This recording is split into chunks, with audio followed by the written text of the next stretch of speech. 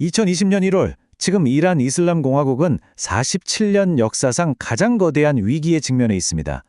오늘 이 시간에는 이 엄청난 균열이 과연 어디서부터 시작됐고 또 어디를 향해 가고 있는지 그 가장 깊은 곳을 한번 들여다보겠습니다. 이 숫자 145만, 이게 대체 뭘 의미하는 걸까요? 바로 미국 돈 1달러를 사기 위해 필요한 이란 돈의 액수입니다. 네, 맞아요. 145만 리알. 이건 그냥 물가가 좀 올랐다 이런 수준이 아니에요. 국가 경제가 완전히 무너졌다는 신호입니다.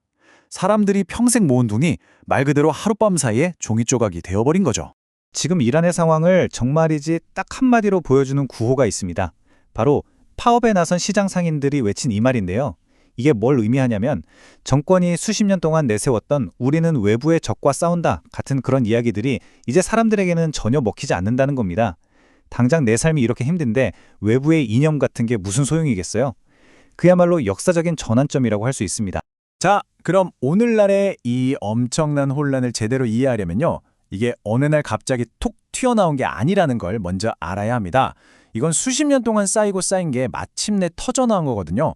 도대체 어떻게 여기까지 오게 된 걸까요? 이 그래프를 보시면 지금 상황이 얼마나 심각한지 그냥 한눈에 들어옵니다.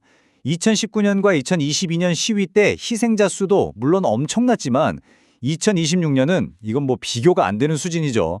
정권 입장에서는 이게 더 이상 단순한 불만 표출이 아니라 자신들의 생존이 걸린 문제라고 보는 겁니다. 그러니까 이렇게까지 잔혹하게 대응하고 있는 거고요. 2026년 위기의 뿌리를 찾아가려면 시간을 꽤 많이 거슬러 올라가야 합니다. 그 씨앗은 사실 지금으로부터 무려 70여 년 전 이란 현대사의 한 비극적인 사건에서부터 뿌려졌습니다. 바로 이 사건, 1953년 쿠데타입니다.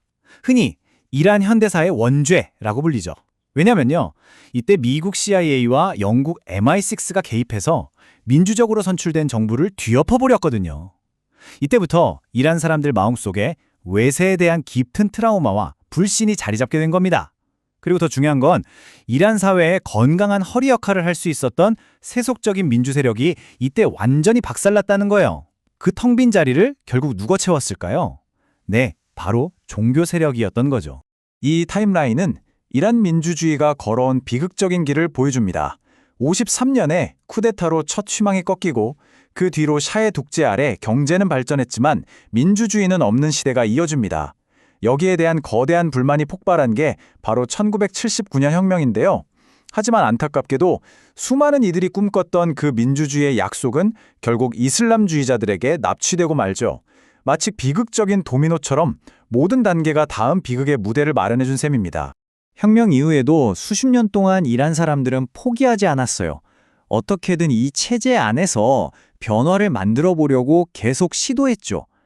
하지만 그 시도들은 번번이 좌절됐고 결국 시스템 자체는 개혁이 불가능하다는 사실만 증명했을 뿐입니다. 결국 나온 게 바로 이 구호입니다. 대중의 완전한 환멸을 보여주는 상징적인 문구죠. 1999년 학생 시위, 2009년에 그 거대했던 녹색운동, 이 모든 게 실패로 돌아가는 걸 보면서 사람들은 깨달은 겁니다. 아, 이 안에서 누굴 지지하든 소용없구나. 이 시스템 자체는 답이 없구나 하고 말이죠. 그러다가 2022년 Z세대가 이끈 이 운동은 정말 근본적인 변화를 가져왔습니다. 이건 경제 문제나 정치 문제를 넘어서 이슬람 공화국의 정체성 그 자체, 그러니까 여성에게 히잡을 강요하는 그 근본 이데올로기에 정면으로 아니라고 말한 거거든요. 일종의 문화혁명이었고 이게 2026년 정치적 봉기의 결정적인 정신적 토대가 되어주었습니다. 자, 이 표가 오늘 이야기의 핵심이라고 할 수 있는데요.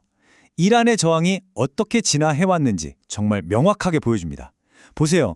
처음에는 언론 자유 같은 체제 내 개혁을 요구했죠. 그러다 내 표 돌려달라고 외쳤고요. 2019년부터는 독재자에게 죽음을 외치면서 훨씬 급진적으로 변합니다.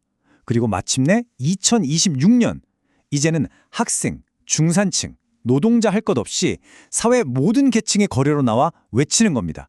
우리는 이슬람 공화국 자체를 원하지 않는다. 이건 더 이상 개혁이 아니라 명백한 혁명인 거죠.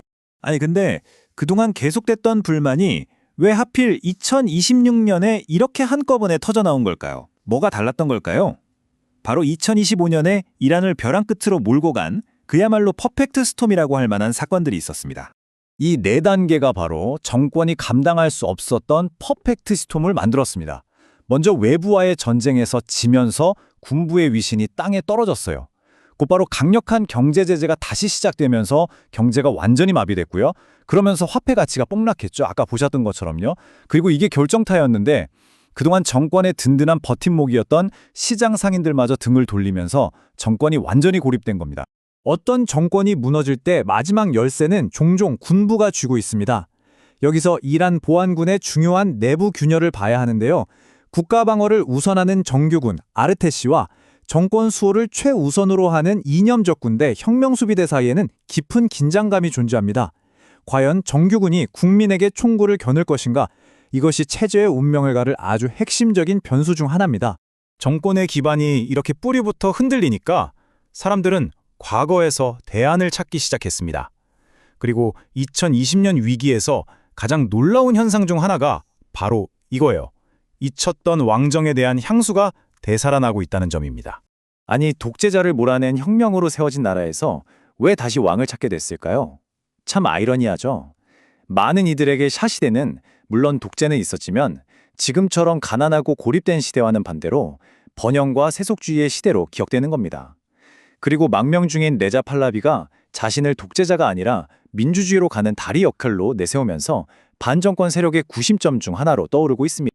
자, 이제 결론으로 가보겠습니다. 정권의 현재 상태를 진단해보고 이란이 마주한 궁극적인 질문은 과연 무엇인지 한번 던져보겠습니다.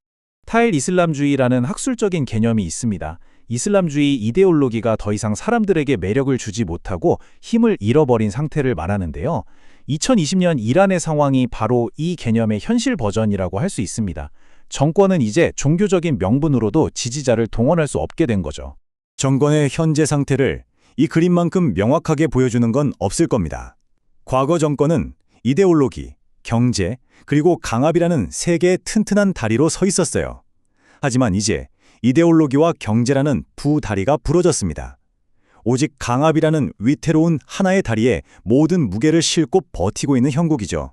결국 이 모든 이야기는 이 하나의 질문으로 모아집니다. 낡은 독재 체제는 무너지고 있습니다.